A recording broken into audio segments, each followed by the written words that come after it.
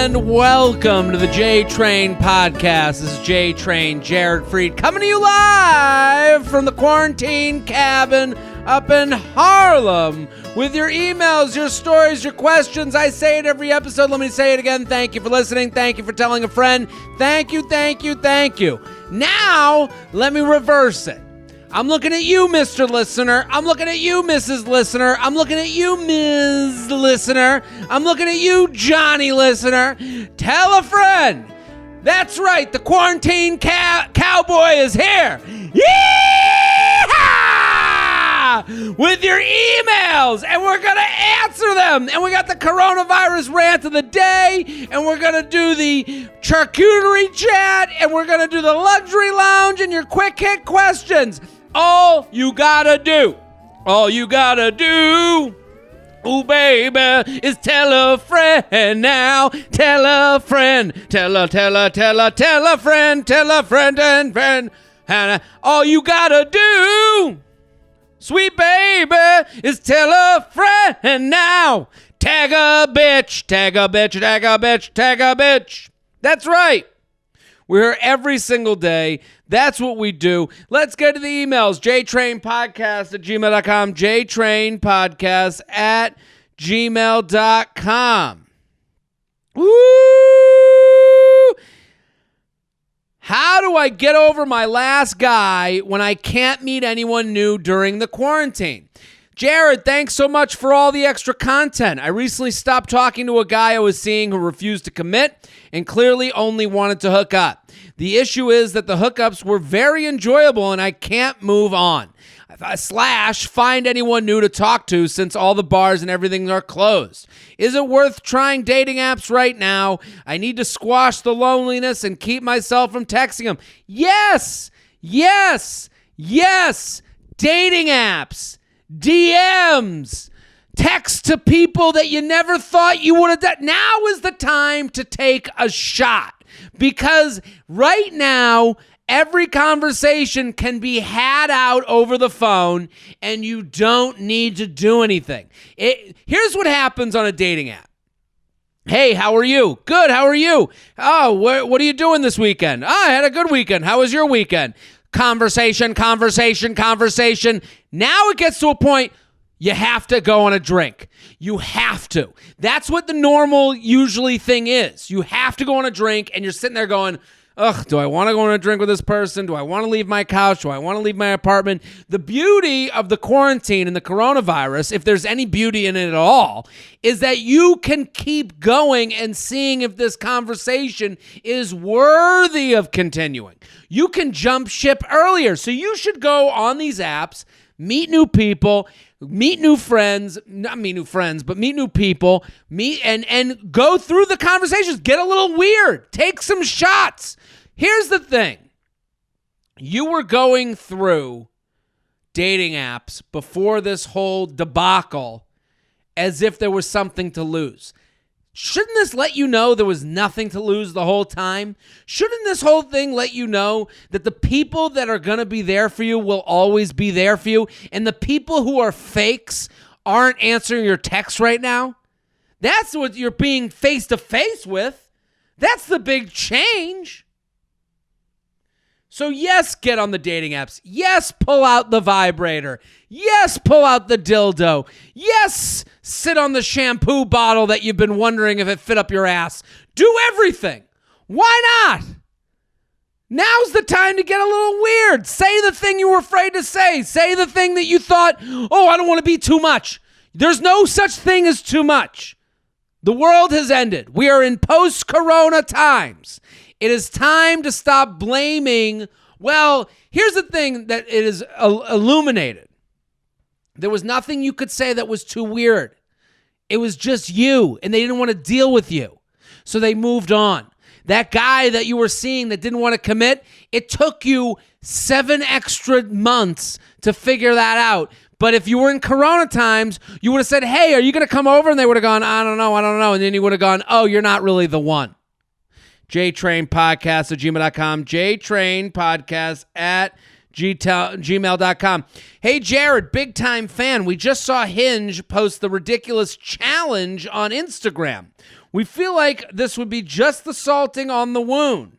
Love to see what your thoughts are. Thanks for keeping us entertained during the quarantine. So they sent this post, Hinge, and if we could put this on, post this on the YouTube, Hinge posted a meme that said, quarantine activity. Reach out to someone you recently ghosted and apologize. Give them the opportunity to get a little bit of closure. My issue with this, and I do like Hinge, I like the people at Hinge, we have a great relationship. This is wrong. This is absolving people of personal responsibilities. What you're doing in a ghosting situation, two people are at fault. The ghoster's wrong. Don't get me wrong. The ghoster is wrong. But the ghosted let that person stop texting them. They didn't text them back, hey, this is over for me. You are taking away self-responsibility. To say to someone that ghosted, oh, reach out so that they have closure. Why don't the person that got ghosted get closure on their own? Why don't they reach out and say, hey, it was really fucked up that you didn't answer me 2 weeks after we fucked. And now it's been a month, and I still haven't heard from you, and I don't want to hear from you again, and that's what I want you to know, that it's over for me now. If you come back to me, you won't be coming back to a blowjob. You won't be coming back to cunnilingus. You'll be coming back to a ghost of your own. So if you text me when you're drunk, just know you're texting someone who doesn't think you're a mature enough person to be in a relationship.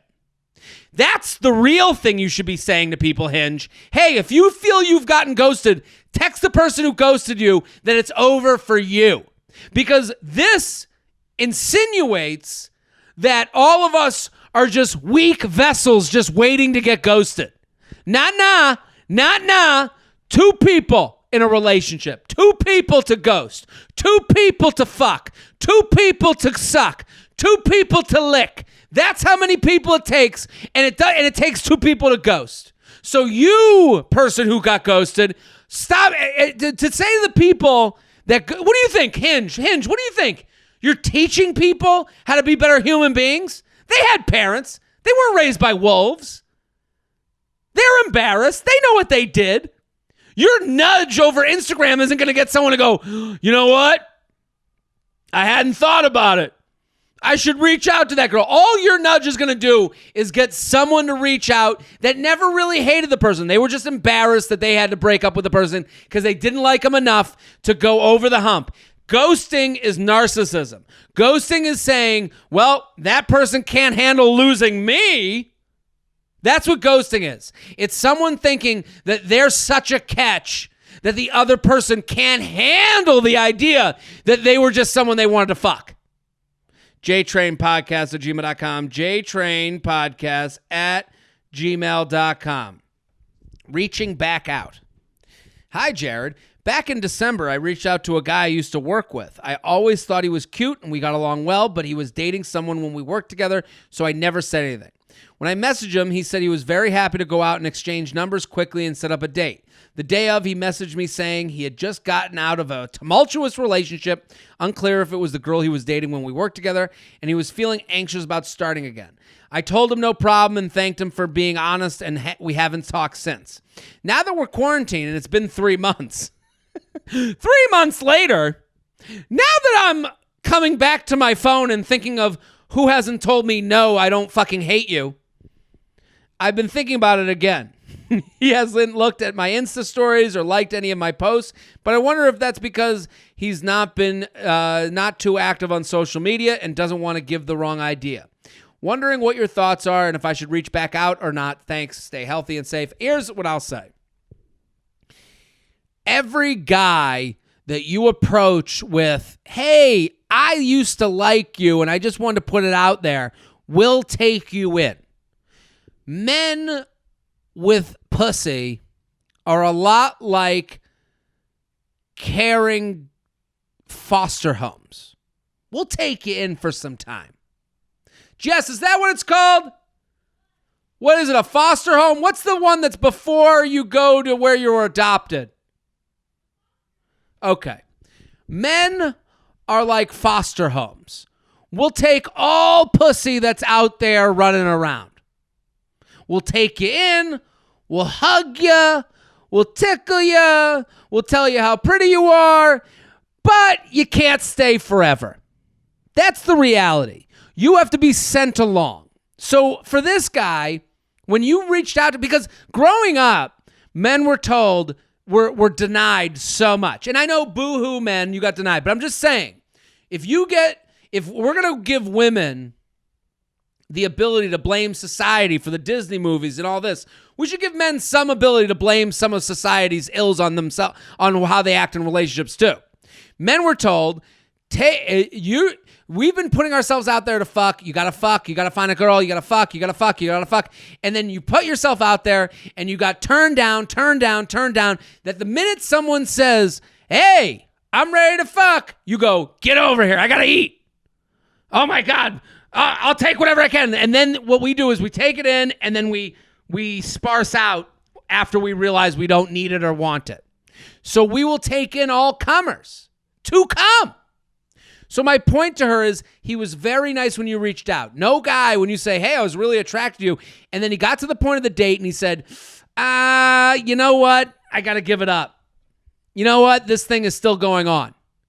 This girl that I'm dating, tumultuous ending to him, that really meant I'm still dating this other girl.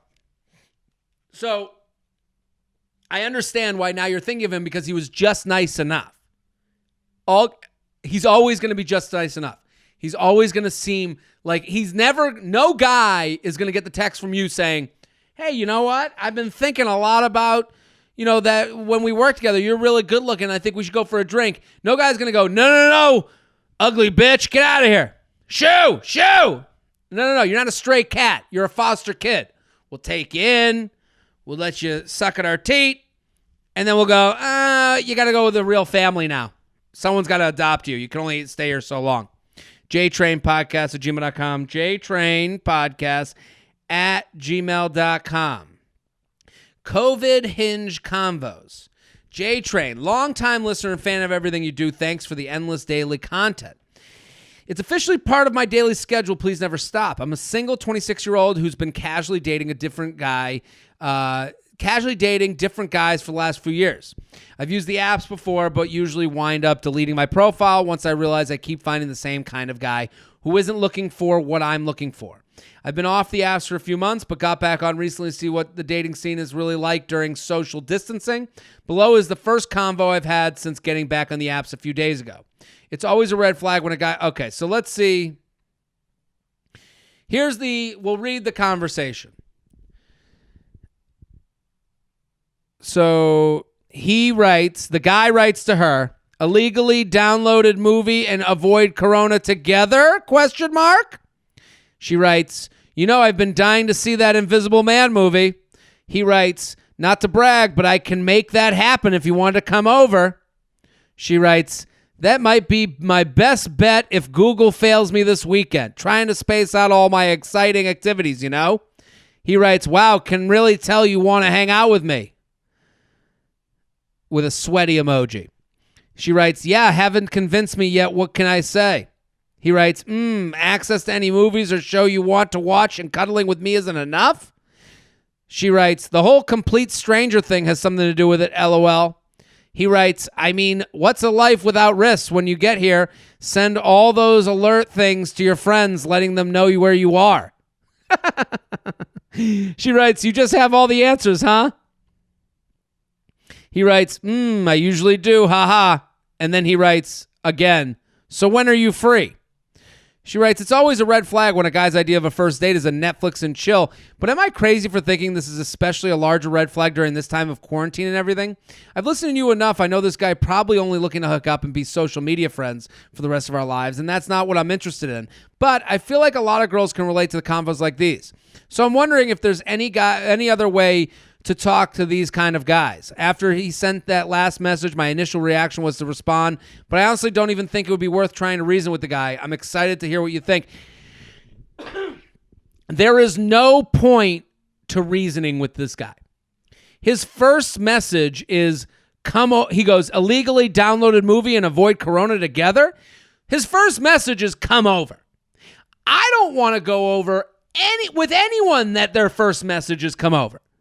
In any situation, if I had a friend that texted me, if it was someone I've known since the beginning of my life that texted me, hey, come over, I would go, why? What do you mean, come over? What's going on? Who's going to be there? You ever see that meme, who going to be there? We all want to know who going to be there. So anyone that would send this is a crazy person. He doesn't even know if he likes you enough. All he has done, he hasn't even taken the time to see other pictures of you. I'm not saying during these times you shouldn't meet up with someone at all. What I am saying is don't reason with the person whose first instinct is come over right away. That person is unreasonable because they're unreasonable in any context. If my mom was like, come over, I go, why? Well, come over. I'll tell you when you get here. No, I want to know where I'm going, what's going to happen there, who's going to be there, what type of food, what the temperature of the room's going to be. Do I need to bring a bathing suit? Like, I want to know all the fucking information. This person pissed me off because they both pissed me off because I understand at that point you should go, you don't want this. So goodbye. The more you talk with him, the more he thinks, well, she's attracted enough to reason with me. If you're not attracted enough to reason with them to do what they want to do, don't even start down that path at all.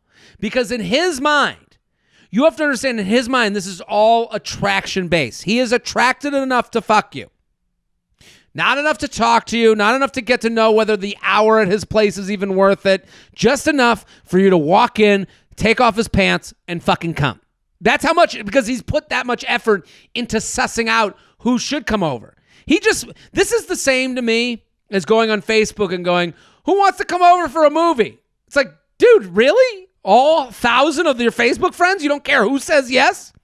Because all of us should be worried about the worst type of person who could come over.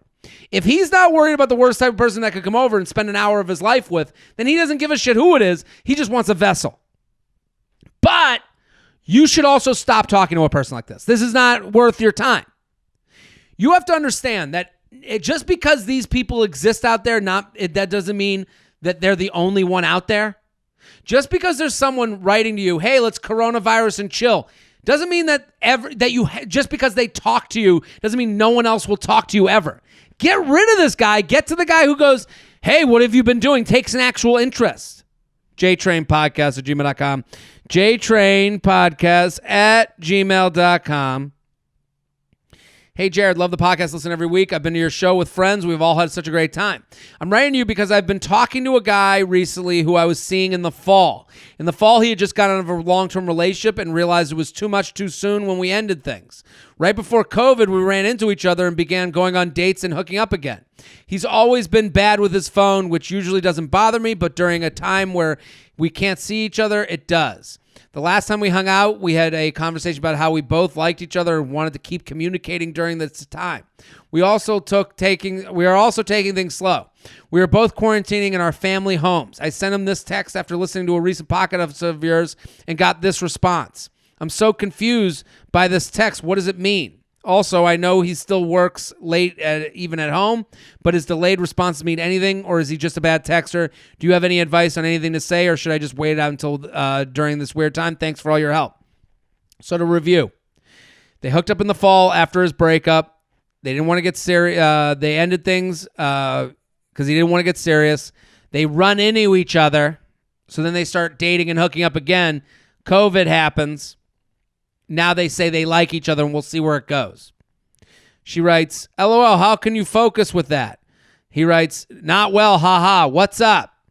She writes, watching TV, was on a walk listening to a podcast. They actually said something cool. They said people are FaceTiming and listening to podcasts together. I think it'd be fun if we picked one and did that this weekend. Then he gets back a day later. Didn't mean not to respond and love your enthusiasm, but might have to pass on that one. Sorry. Smiley face. Here's what's going on. I know that you guys are claiming you like each other. Here's what happens. The random run into each other is the best excuse to hook up ever. That's the best excuse because here's what it does. It absolves you. Here's what happens. You start dating. You get to a point where you go, I don't want to get more serious. She doesn't want to get more serious. Let's end it completely. Now you've had this hard breakup. Then you run into each other randomly and you go, hey, this was a lot of fun. And now because you've said yes, because you've already had the breakup, this person who ended it is now absolved of being an asshole. So this guy that she's writing in about, they had a breakup. Then they run into each other. The breakup is understood with their run-in. Hey, you know I don't want to get serious.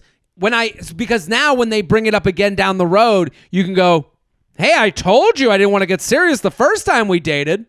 So right now when you brought up, hey, let's listen to a podcast together, which I agree was a good idea.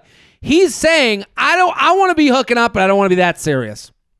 He's doing the same thing he did back in the fall when he ended it. Right now, he knows he can say to you, love your enthusiasm, which is what a douchebag way to respond. Love your enthusiasm, babe. Ooh, look at you hustling out here. But I'm going to take a rain check, not for me. All he's saying is, I don't want to be serious. He will never get FaceTime serious with you. And he's answering that, and he feels comfortable answering that because he's already been the dick. You can't be a dickhead twice. You can only be a dickhead once. So that first breakup, he was the dickhead. The second one, you go, well, we did run into each other, and he did tell me before that he didn't want to get into anything serious, so I have to take him at his word. See? We love the run into each other hookup because if he had texted you, then he's at fault. If he had texted you and been like, hey, I've been thinking a lot about you and, whether we should hook up or not or how things ended and I want to get back together, then you could go, then why'd you reach out to me again? Right? So because you ran into each other, he has in his back pocket, well, it was just fate bringing us back together to fuck again. jtrainpodcast@gmail.com. jtrainpodcast@gmail.com. We're here every single day with the Freid by Noon podcast. All you got to do is tell a friend, share it, tell a friend. Anyone with ears will take them. Your mama, your papa, your brother, your sister, anyone with ears, anyone with eyes. We're on YouTube. If you're not subscribed on YouTube, you got to get subscribed. Love doing YouTube. Hi, YouTube land. Let's do every day on the Freid by Noon podcast. We're going to do a coronavirus rant of the day. Hit the music, Shelby. On today's coronavirus rant of the day, I want to talk about you. I want to talk about anyone using the phrase now more than ever. Let's stop saying now more than ever. We know what you're trying to get at. What did you just pull out? All the 9/11 commercials out of the bin? They did this. They do this every time there is a recession, every time we have a national tragedy like 9/11, now coronavirus, all these commercials go, now more than ever. Why don't you fucking say what you mean? Hey, things suck right now. We're in a shithole. Lexus is here for you. We're not going to make you pay your bills if you can't, Lexus. That's the thing. All these companies try to sound like they're our friend.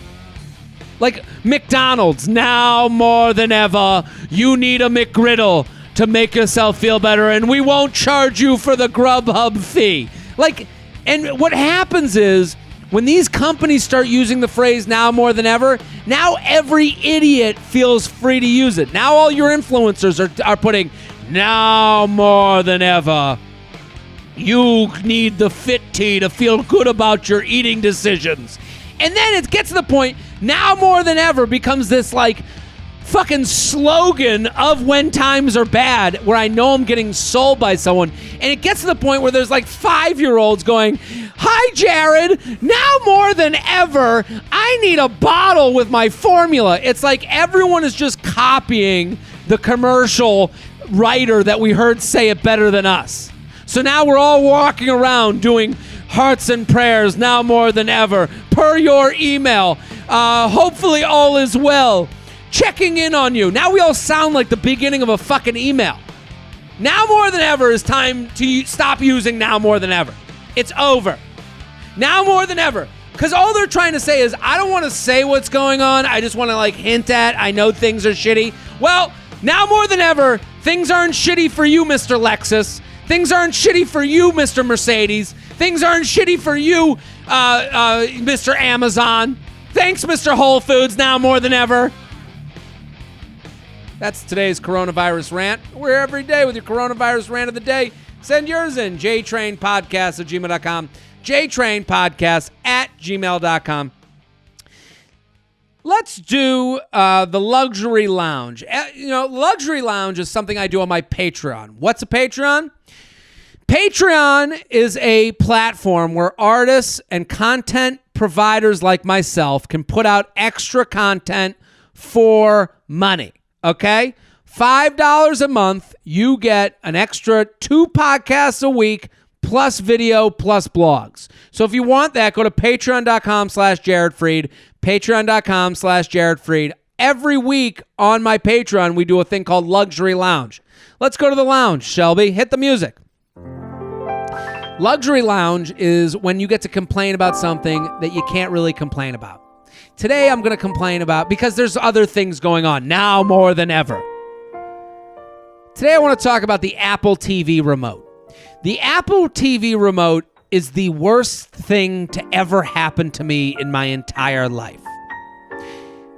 Every single day I am because what bothers me about the Apple TV remote is it's made by Apple. Apple has the most intuitive, genius products of our time. They are literally how we are operating today. Everything we do is because Apple came up with a solution. And then they come out with Apple TV and they give you a remote that is the size of a baby's hand, and it has this touch board that's more sensitive than a fucking woke kid in Brooklyn, and every time you touch it, something pops up, and then in the dark, it doesn't have... The thing about a real remote, the one from Fios, the one from Verizon, has a little that lights up. It has different shaped buttons so that you can feel it when it's dark. The only way to use the Apple remote is in literally the brightest of lights. As if Apple believes I watch TV in a tanning booth. Is that where you think I watch TV? We're in a fucking tanning booth with lights. Do you think I'm watching TV on a TV set with lights, camera, action? Because if the lights are even dimmed a little, you don't know if you're holding it the right way. You don't know if up is down, left is right, where the volume is versus the menu thing. I click menu 7,000 times throughout the thing. And the thing is, Apple only creates products to create more products. What bothers me is Apple could simply just create a better remote. But they didn't. They had to create a worse one so that they could create Apple night vision goggles that we'll all have to buy to be able to use the Apple remote that sucks better. Because Apple does this a lot. They'll give you a charger that all of a sudden you get used to the charger and you plug it in the wall, and then all of a sudden they give you a new charger, a charger that doesn't connect to anything except their stuff. So now you got to go and buy 40 new chargers with the new connection. The same thing's going to happen with the Apple remote, and that's why that Apple remote is the worst fucking thing to ever happen in the history of remotes and in my life. That's today's Luxury Lounge. Every week, you can get a Luxury Lounge at my Patreon. Patreon.com/JaredFreid. I do podcasts twice a week. Also, advice, if you want your emails taken, Patreon.com/JaredFreid. $15 a month. You can get your questions answered. Patreon.com/JaredFreid. Let's do the charcuterie chat. Hit the music, Shelby. Every day we do a charcuterie chat here on the Freid by Noon podcast. Today's charcuterie chat is about signs on the board. Any sign that is on the board to tell you what the item is. I think there is no bigger bullshit than putting a sign that says what the type of cheese is. Because what it says to the people at your party is that you knew what the cheese was. No, you didn't. No, you didn't. You had no idea the difference between a Gouda and a Brie and an American. You're as big an idiot as I am, okay? You're not a cheesemonger. You didn't know what wine went with it. You Googled all this and you asked someone smarter than you to help you out. So the minute you put out that sign that say Camber Bay or whatever the fuck it says, now you get to look like you knew what that was. All of your signs should have a little number in the corner that says how long you Googled how to spell the type of cheese on that board. Because we know you don't know what the cheese is. Because now we walk into your party, we go, oh shit, she knows all these types of cheeses. He knows all these types of cheeses. No, you didn't. Someone helped you. I want the name. I want hashtag the name of your cheesemonger. You should be giving credit because it's not you that knew what Brie was. It's not you that knew, hey, and this one's a little stinky. And sometimes they'll put like descriptions. This one's a little stinky. And this one's a hard cheese. This is a sharp cheddar from Vermont. You don't even know where fucking Vermont is on a map. Don't tell us what it is with your cards unless the cards explain who's smarter than you gave you that information. That's today's Charcuterie Chat. We're here with Charcuterie Chat every day on the Freid by Noon podcast. Send yours in. jtrainpodcast@gmail.com. jtrainpodcast@gmail.com. Let's do some quick hits. Hit the music, Shelby. What hobbies should we pick up during quarantine? Oh, I think baking. Baking is a great hobby. Why not? Now you have the time with all the flour and stuff and the mixing, and you can mess with the butter levels. I got a friend who's really into baking. I think this is really taking him to another level. Are single people who aren't on dating apps just totally fucked for as long as the corona is around? I think if you're single and you say you won't do something to meet someone new, then you're fucked in general. Anybody with no's in their hearts is going to lose in general. So if you're one of those people whose religion it is that you don't use dating apps, oh, not me. I only meet in person because I'm an old soul.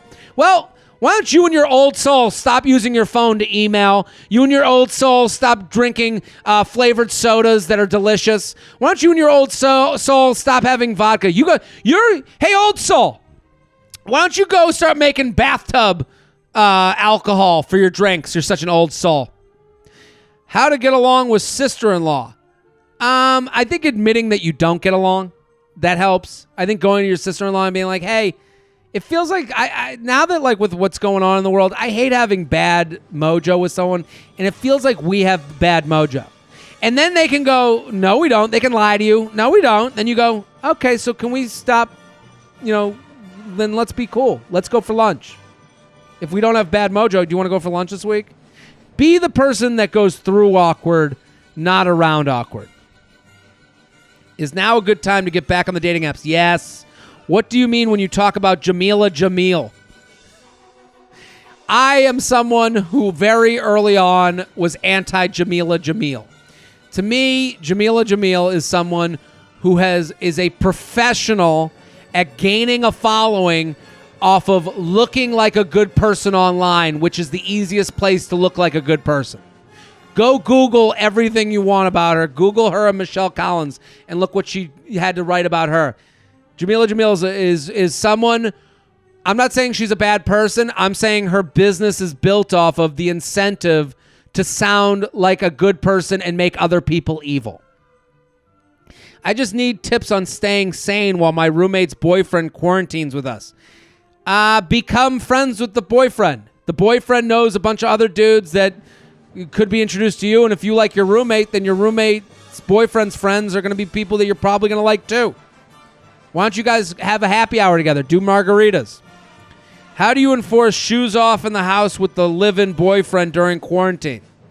So I am someone that I like sometimes putting on my shoes because it makes me feel like I'm having a day. It makes me feel like I'm like a worthwhile person. I'm actually like on the move. I can actually leave the apartment, come back in. It makes it feel like I'm not trapped and I'm not in my Snuggie.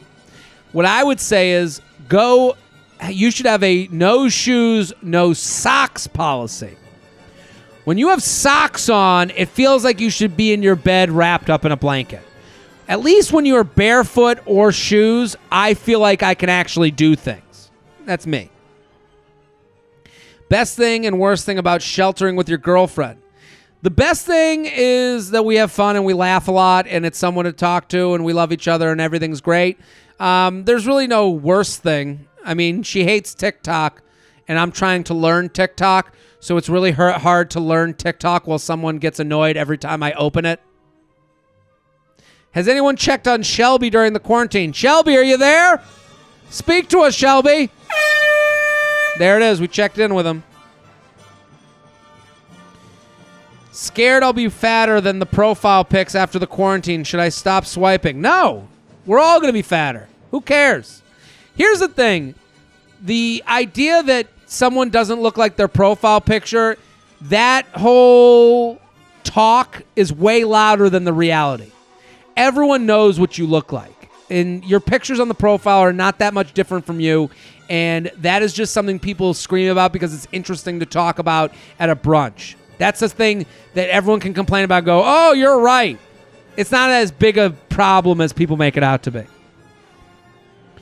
I'm 21. He's 24. We flirt over Insta. But he Facebook friended me. Okay. Why don't you... Here's what you do. Hey, man, this has been a lot of fun. Let's take this to text. Take it to the next level. Take it to a more personal place. Which neighborhood are you moving to? I'm moving downtown. I'll be downtown in NYC. FaceTiming everyone all the time sucks. Yeah, it sucks. So does having to not, be quarantined. That sucks too. But there's two types of people. There's people who see things that suck and go, okay, how do I make the best of a bad situation? And then there's people that go, everything sucks. Suck. You know what we do? We avoid those people and we go hang out with the people trying to be positive. Boyfriend and I thinking of moving in because he spent quarantine here and it's been great. Thoughts? I think that's a great idea. Here's the last time I moved in with someone was my brother. Was after the Hurricane Sandy. My brother was living downtown. I was living on the Upper East. Hurricane Sandy came and he was displaced from his apartment.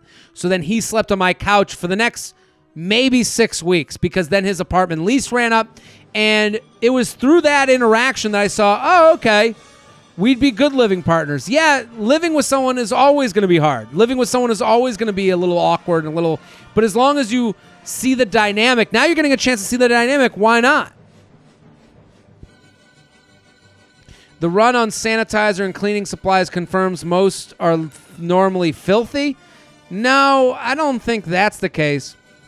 I think people are running to get sanitizers and cleaning supplies because they want control.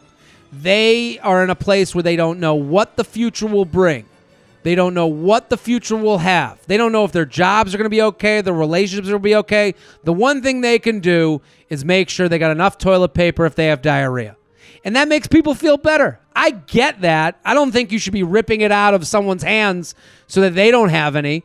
But I do understand the idea of I want to know that I'm prepared so that when I get to that moment of needing it, I won't look in the mirror and be like, you're the fuck up. No one wants to look in the mirror and go, I'm a fuck up. And so they get as much cleaning supplies as possible. How to explain to your boyfriend that you have anxiety about your relationship? Well, you should say, I think when you say I have anxiety about my relationship, that is too vague to fix. I think you need to write it down, the things that give you anxiety about the relationship. Hey, when you do this, I feel this. When you do this, I feel this. Because then now you're sitting at the table negotiating. When you say, this relationship gives me anxiety, now you're just out in the air dancing. And then no one knows what to do. You're just a crazy person screaming in the street. You know what we do when we see a crazy person in the street? We walk to the other sidewalk because we want to get away from you. But when you come up to someone in the street and you say, hey, you just threw garbage on the ground. Do you mind picking that up now? Well, I threw it on the ground because I thought it went in the trash can. Now you're having a conversation with somebody. JTrainPodcast@gmail.com. We're here every single day with your Freid by Noon episodes. Keep sharing. Keep telling friends. We'll be back next episode. Boom.